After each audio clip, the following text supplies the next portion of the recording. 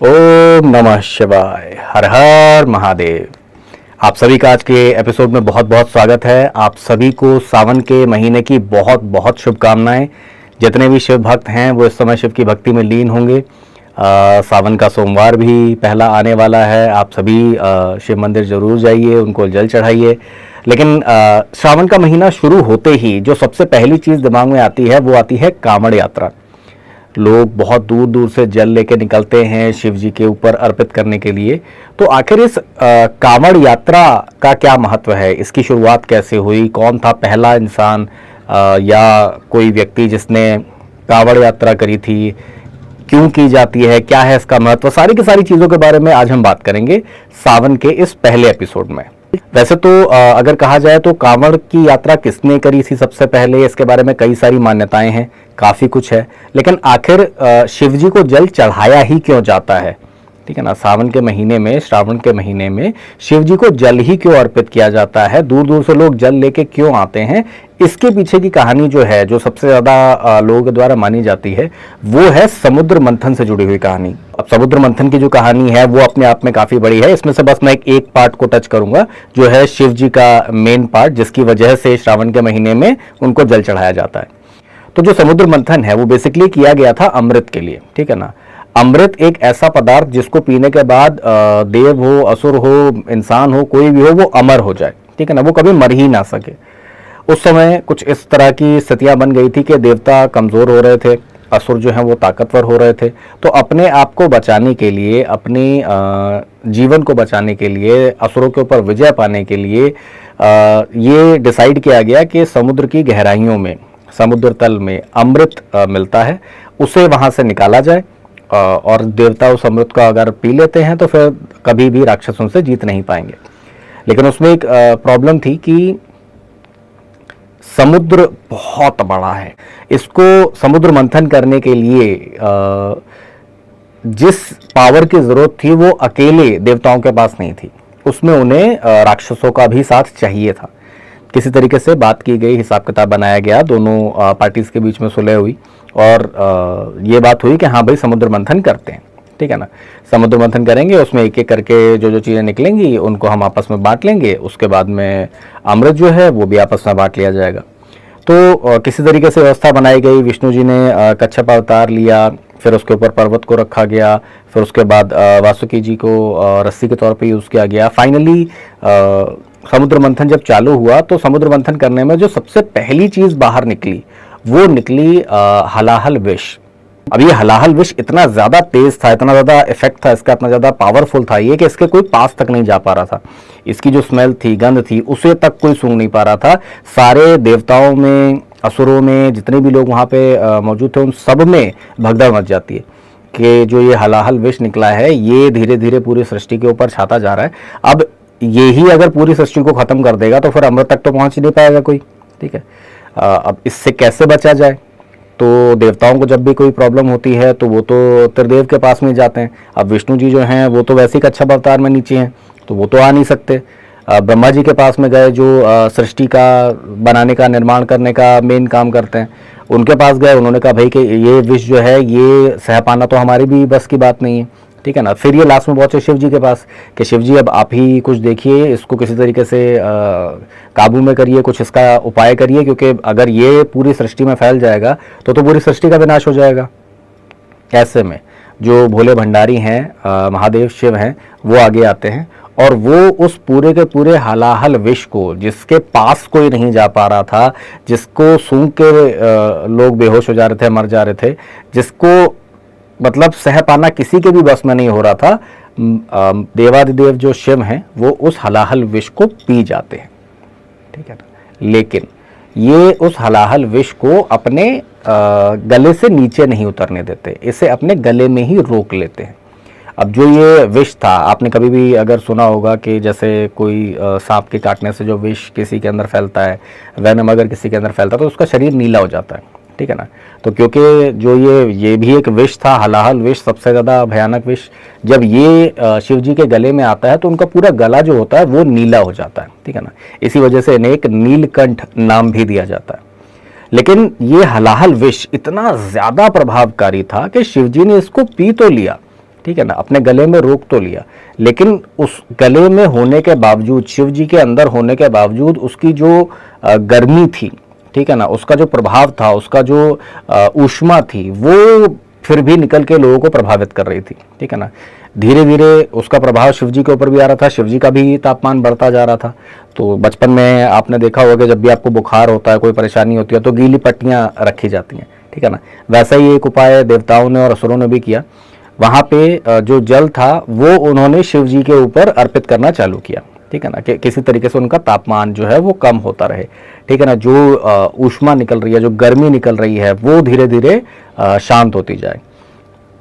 जितने भी असुर थे, जितने भी देवता थे, वो लगातार शिव जी के ऊपर जल अर्पित करते रहे, करते रहे, करते रहे, करते रहे, और थोड़ी देर के बाद में, थोड़े समय के बाद में जो ये गर्मी थी इस हलाहल विष की, ये शांत हो जाती है, ठीक है ना।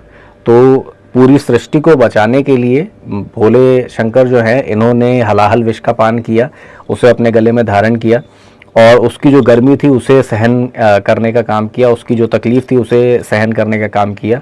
और उस तकलीफ को दूर करने के लिए सब लोगों ने उनके ऊपर जो जल चढ़ाया, वहीं से शुरुआत होती है शिव जी के ऊपर जल चढ़ाने की, ठीक है ना, कि शिव जी के ऊपर जल चढ़ाया जाए। आपने कभी भी किसी भी और देवता के ऊपर, किसी भी और भगवान जी के ऊपर जल चढ़ाने की इतनी ज़्यादा मान्यता नहीं देखी होगी, ठीक है ना।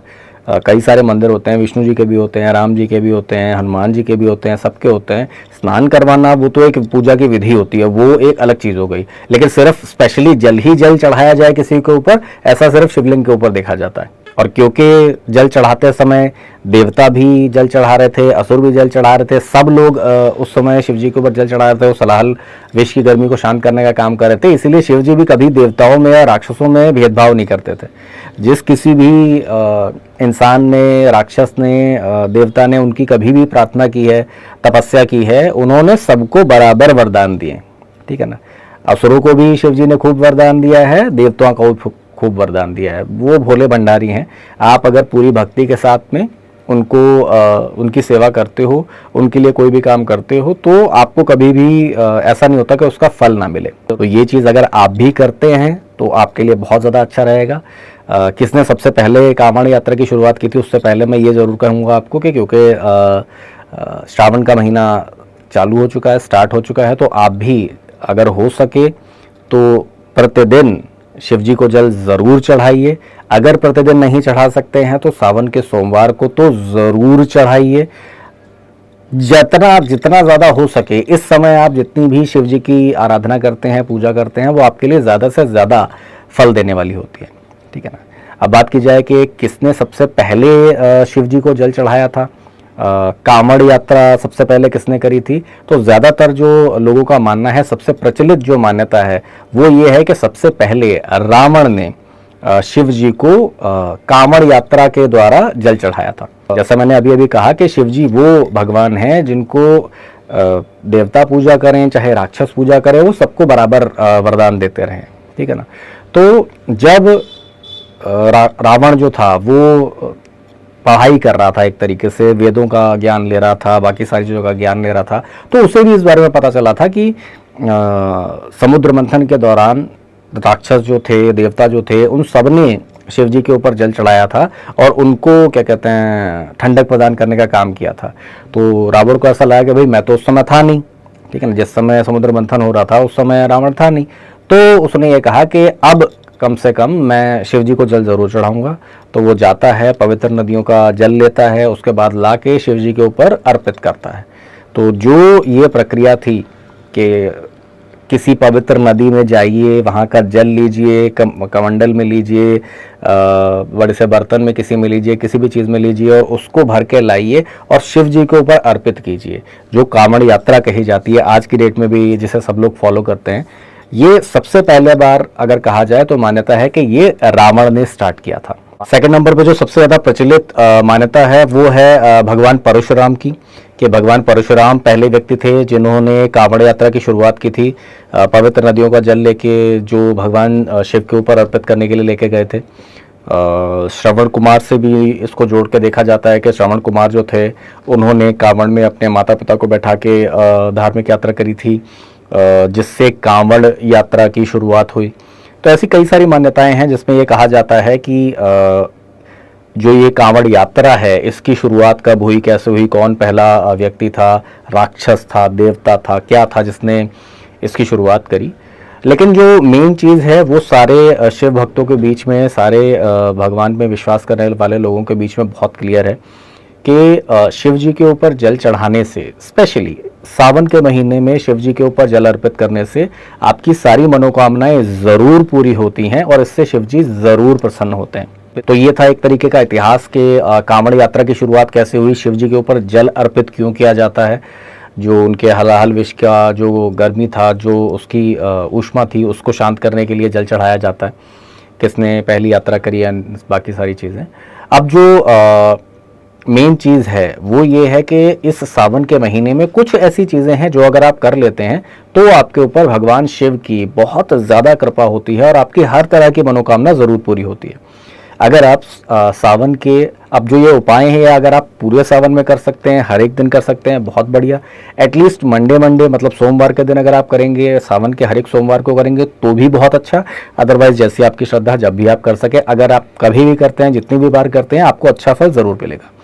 सबसे पहली चीज़ है कि आप सुबह सुबह नहा धो के शिव जी के ऊपर अब बेलपत्र जरूर चढ़ाइए। 3 पत्तों वाला बेलपत्र अगर आप चढ़ाते हैं तो उसे सबसे बेस्ट माना जाता है। इसके अलावा धतूरा अगर आप चढ़ा सकते हैं शिवलिंग के ऊपर, ठीक है ना, उसे बहुत अच्छा माना जाता है। सफ़ेद कलर का फूल अगर आप चढ़ा सकते हैं और साथ ही साथ में अगर आप दूध अर्पित कर सकते हैं, ठीक है ना, दूध चढ़ा सकते हैं, तो इसे बहुत ही ज़्यादा अच्छा माना जाता है। रेगुलर सावन के पूरे महीने में कर लेंगे, बहुत ही अच्छा है। एटलीस्ट सावन के हर एक सोमवार को कर लेंगे तब भी बहुत बढ़िया है। वरना जब भी हो सके सावन में एटलीस्ट एक बार तो आपको ये चीज़ करनी ही चाहिए, ठीक है ना। वरना जितनी ज़्यादा बार आप कर सकें ये चीज़ कीजिए। आपके जीवन की जितनी भी परेशानियां हैं, जो भी प्रॉब्लम्स हैं, जो भी दिक्कतें हैं, भगवान महादेव की कृपा से वो चीज़ें, वो कमियां आपकी ज़िंदगी से दूर हो जाएंगी, आपकी मनोकामनाएं पूरी होंगी और आपको जीवन के सारे लाभ ज़रूर मिलेंगे। तो आज का जो एपिसोड था ये था कांवड़ यात्रा क्यों की जाती है, शिव जी के ऊपर जल क्यों चढ़ाया जाता है, सावन में जल चढ़ाने का क्या महत्व है, क्या अच्छी चीज़ें आप इसमें कर सकते हैं। आज का एपिसोड अब हम यहीं तक रखेंगे। अगले एपिसोड में और नई नई जानकारी, अच्छी अच्छी जानकारी आपके लिए लेके आएंगे, एस्ट्रोलॉजी से जुड़ी हुई, धर्म से जुड़ी हुई। तब तक के लिए जय श्री कृष्ण, हर हर महादेव।